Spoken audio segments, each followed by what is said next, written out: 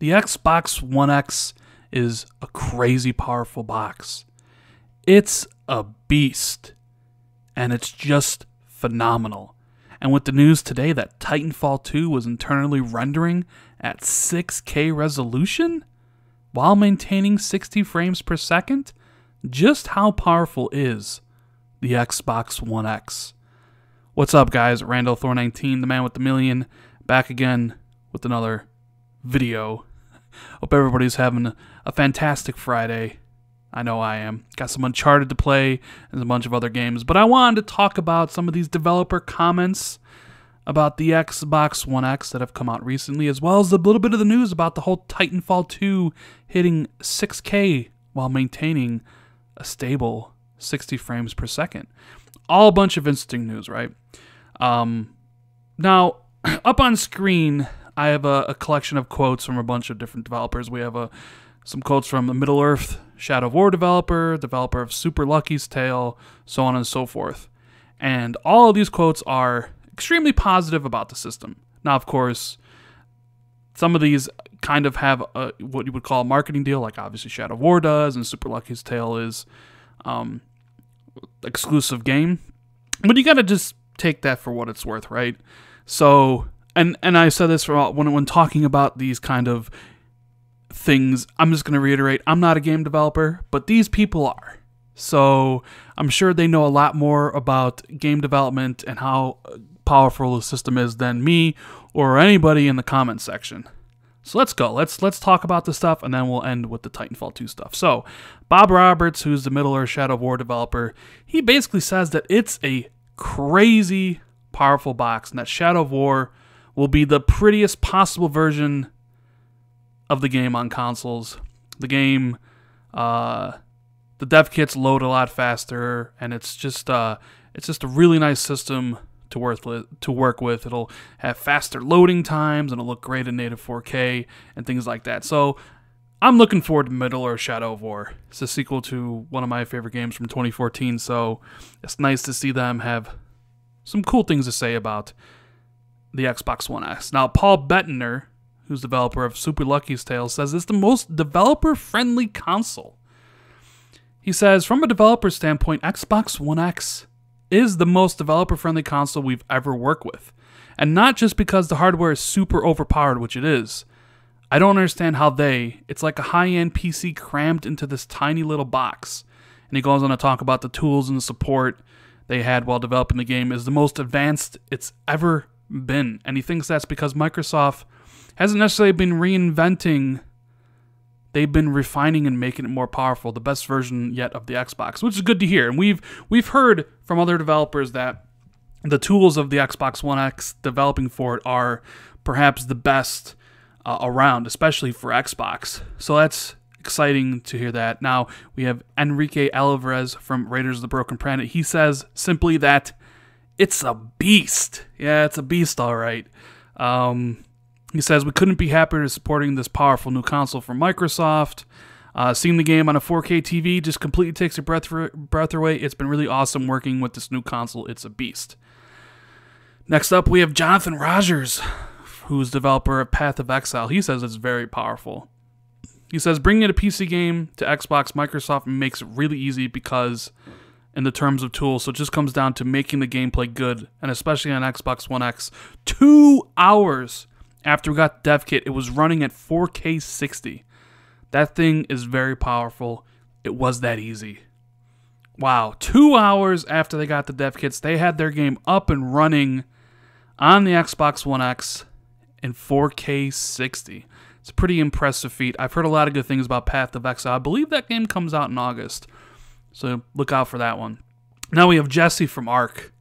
He just says basically that it's just phenomenal. The Xbox One X is great. Everything from the dev kits is so much easier to develop for. It's faster in all sorts of ways, especially for us developers. In terms of horsepower, it's phenomenal. It is expensive, but when you think about the price for a similarly spec PC, it doesn't seem unreasonable at all to me. He goes on to say, if you think about it, it's kind of equivalent to a GTX 1070 maybe, and the Xbox One X actually has 12 gigabytes of GDDR5 memory.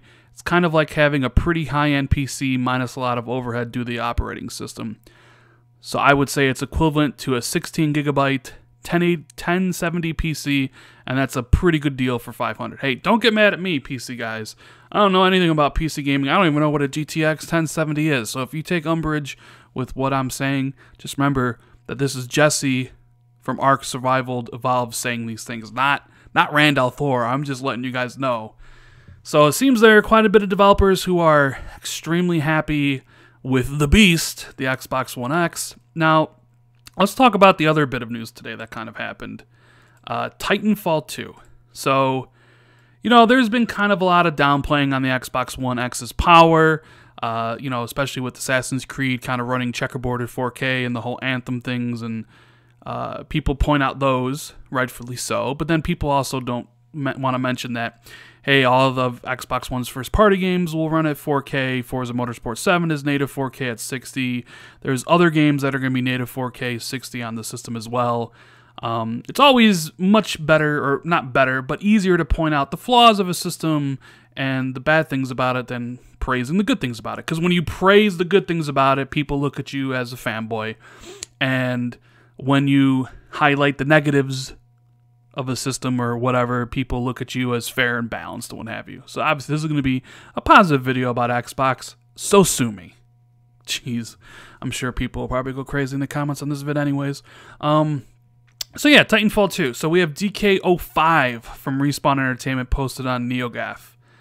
I was replying to someone who says, it means that even on a 1080p display, you'll benefit from the game internally rendering much higher than that. It's nice. And here's what he said. He says, when it comes to Xbox One X, it means there are times it'll render at higher than 4K, and then downsample to whatever resolution the Xbox One X is outputting to. It is truly glorious on a 4K display. This quote will come back to haunt me, I'm sure. Well, yeah, it did, because I'm doing a video about it, and I'm sure other people did as well. But there are times in War Games last time I was testing where it was rendering at 3200p, which is 6K internally. The internal render resolution is dictated by the GPU load, so obviously no guarantees how often it renders at particular resolutions, but essentially we're using 100% GPU all the time. I don't know, that sounds pretty amazing to me.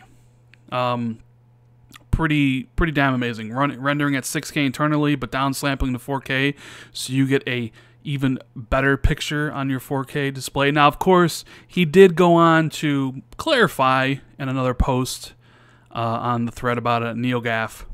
He goes, I mean, it's a pretty long thing. You can read it for yourself. But he basically says that what dynamic sampling does is the same as downsampling to maintain 60 Hz, but in the opposite direction. We internally render everything higher than the output resolution when possible, and then downsample it to fit the output resolution, much like how the PS4 Pro version looks better on a 1080p than it would if we rendered at just 1080p. The end result of this is we can have the GPU cooking at 100% utilization, regardless of action on screen, since we're scaling down and up to main 60 Hz. Now he says, all that said, Titanfall 2 running on the Xbox One X dev kit at my desk does not reliably run at any internal resolution. The output resolution is 4K, but it's rarely sitting on just 4K. It'll dip and rise constantly, the same way a PC game running uncapped will never sit at just one frame rate. What we've essentially done in theory is gone from a locked resolution and variable frame rate to a locked frame rate and variable resolution. This does not mean the game is always 60 Hz, as there are points in the game where we're CPU bound, you know, but not GPU bound, blah, blah, blah, blah. It basically says all this stuff to run into Titanfall 2 is already in the PC version, and they're just getting it to work on the Xbox One launch. And he says here, as for the 6K comment, which I read previously to you guys, he said he was playing some Redacted on Wargames, and he happened to see the scale factor was at 1.5x while shooting some grunts, which is 380/40 by 2160 at 1.5, which is 5760 at 320/40. As I originally said, no guarantees on internal resolution at any time, but it was pretty amazing to see how high it was going. Good times. Yeah. So as you can see, they have a locked frame rate. So the game was hitting 6K at a locked frame rate. They're going for locked frame rate, variable resolution, but at times during the game, it will render internally at higher than 4K and then downsample it to your TV so you get a better picture. Now, that's not always the case because he says sometimes it'll go lower than 4K and sometimes higher, but the frame rate is still going to be 60 frames. So here you have a whole bunch of new news from a bunch of developers working on games that the Xbox One X is super powerful, that it is a crazy powerful box, that it's phenomenal, phenomenal. It's a beast. It's a really developer-friendly system. So yeah, I mean, I thought I would share this with you guys so you can, if you didn't see this today, then you can check it out for yourself. And I especially like, if you want some more info about how Titanfall 2 is and all that kind of stuff, read that post from DK05 on NeoGAF. It is a long post, but he goes into a lot of things about the game and how it handles the dynamic scaling and the resolution and stuff. It's a pretty interesting read. There's a lot of good stuff in that thread. So how powerful is the Xbox One X? Well, I guess it depends on the developers, right?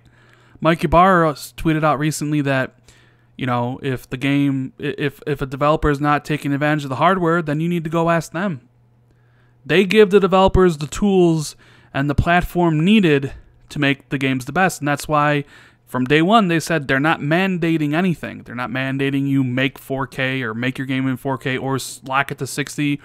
They give the developers the tools, the paintbrushes, and it's up to them to make a great painting. Now, some will go above and beyond, and some won't. The question is, you have to ask yourself is, why won't they, or why can't they? Because, as you can see clearly from these developers, that the system is more than capable of doing a lot of awesome things. Anyways, guys, I hope you enjoyed the video. If you did, please hit that like button, share it out with your friends, tweet it out, and subscribe if you're new or if you haven't already. And I will see everybody later.